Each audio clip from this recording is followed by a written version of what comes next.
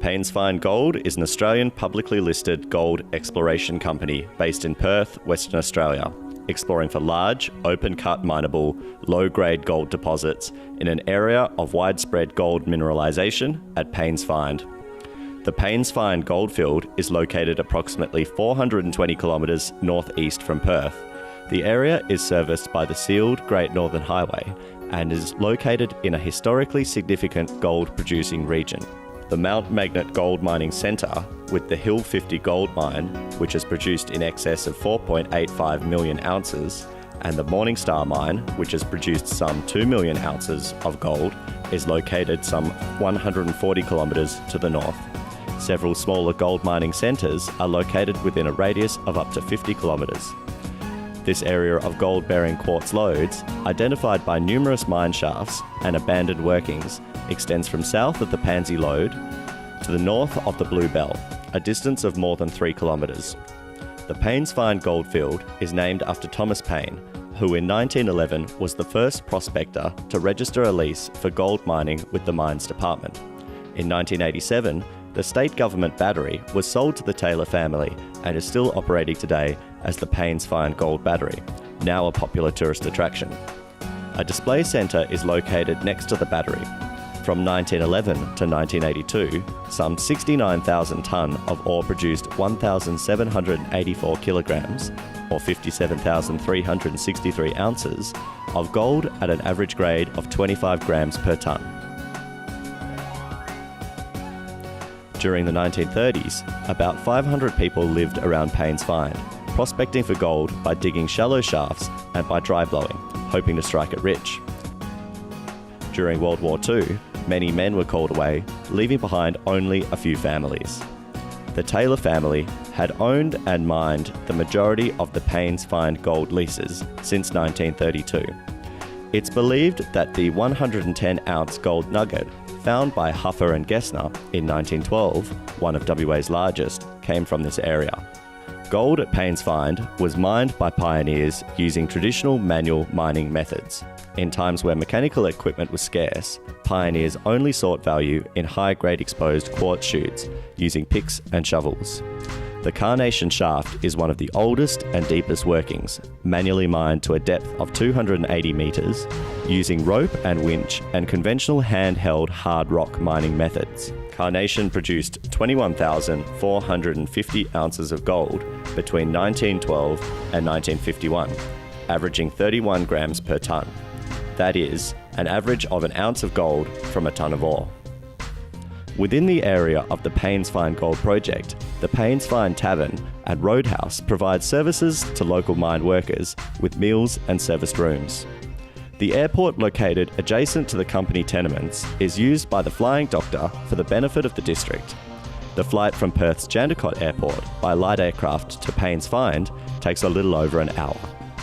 Whilst the Paynes Find goldfield has been producing high-grade gold for over 100 years, it has never been explored intimately by exploration strategies utilising modern technologies to evaluate the potential for large, low-grade resource. Paynes Find Gold Limited, as a publicly listed entity, is now in a prominent position, having access to a complete package of mining tenements to explore the potential for large-scale open-pit mining.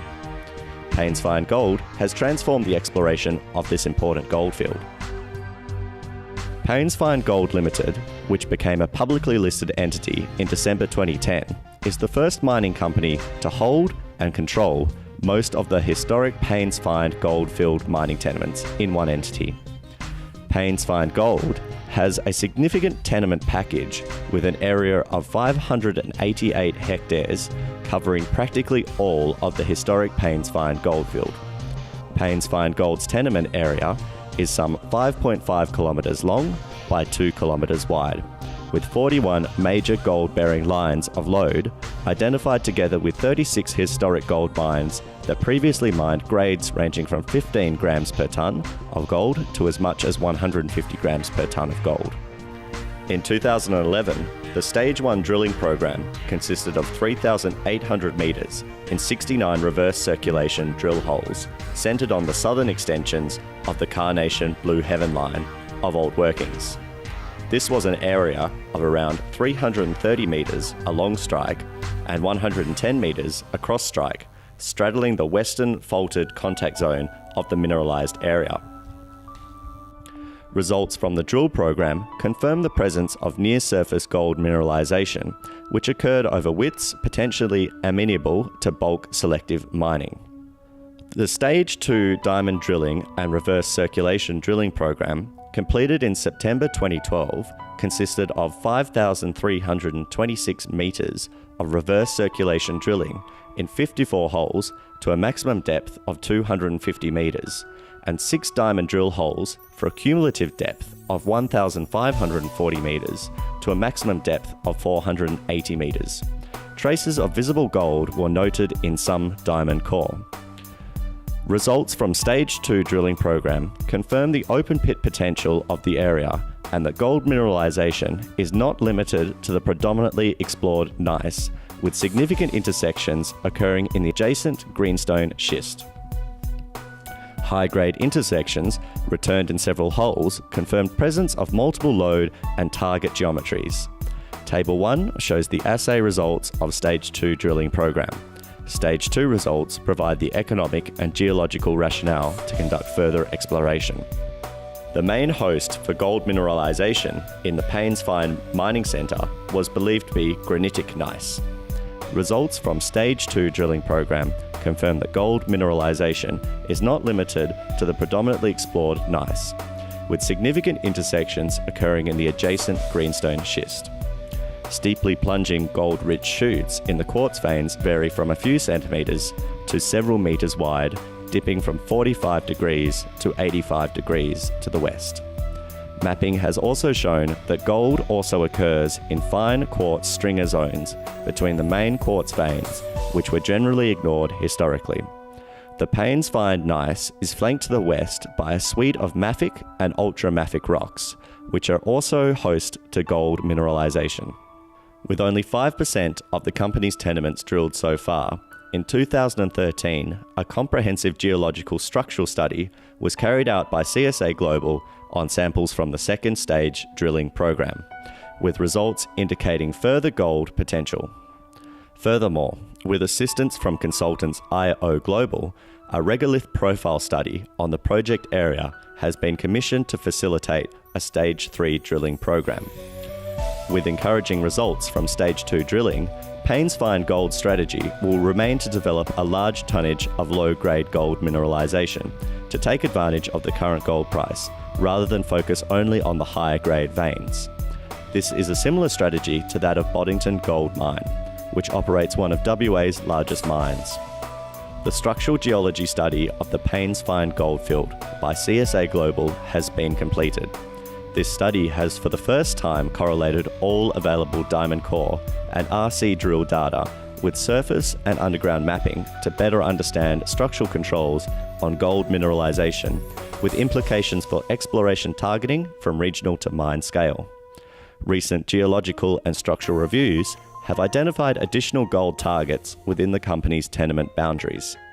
These reviews identified additional work required to test for medium to large-scale gold systems.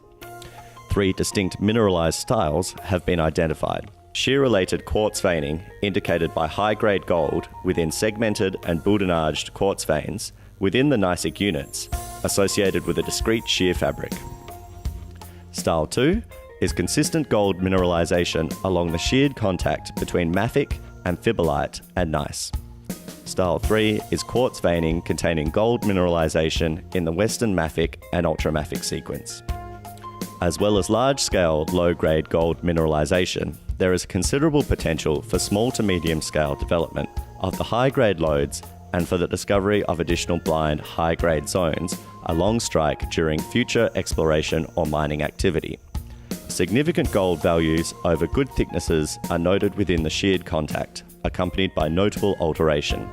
Further exploration is proposed at depth where veins and contact shears potentially coalesce.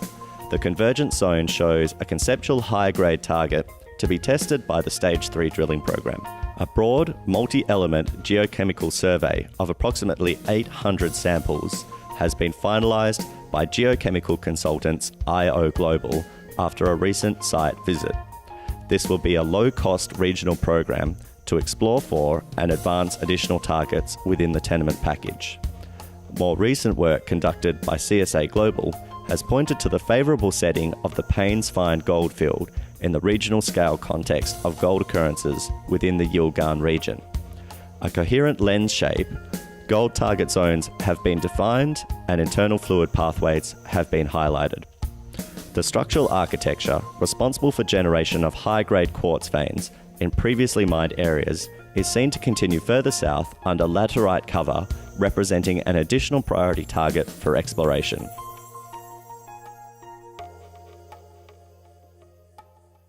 Paynes Fine Gold fully recommissioned the commencement of the Alluvial plant. Paynes Fine Gold's operating plant is producing an average of 3.5 to 4.5 ounces of gold per day. Its processing plant is capable of producing 55 tonnes of dirt per hour for around 4 ounces of gold per day. Paynes Fine Gold recently announced approval from the Department of Mining and Petroleum to commence mining and processing for alluvial and alluvial gold. Currently, the company is utilising its existing 100% owned alluvial gravity circuit plant.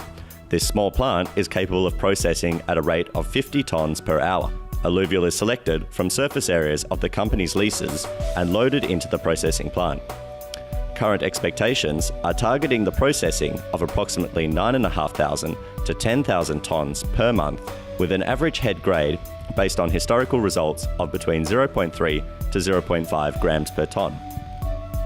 The plant is locally made and could be classified as a gravity circuit structure using a mill, pumps and tanks with a Knudsen concentrator for small-scale mining.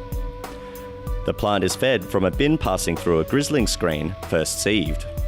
From the bin, the alluvial is transported with a conveyor belt to a trommel or a mill. Water is then added in the mill and screened to a reduced size of -10 as slurry. The slurry mixture is pumped across to a set of jigs, processing the heavy metals.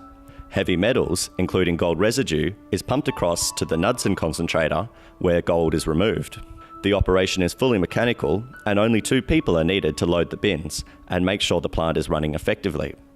This plant could easily be upgraded to recover more gold by incorporating a crushing mechanism and crushing the alluvial. Furthermore, simple alterations could be made that would increase the tonnage currently processed.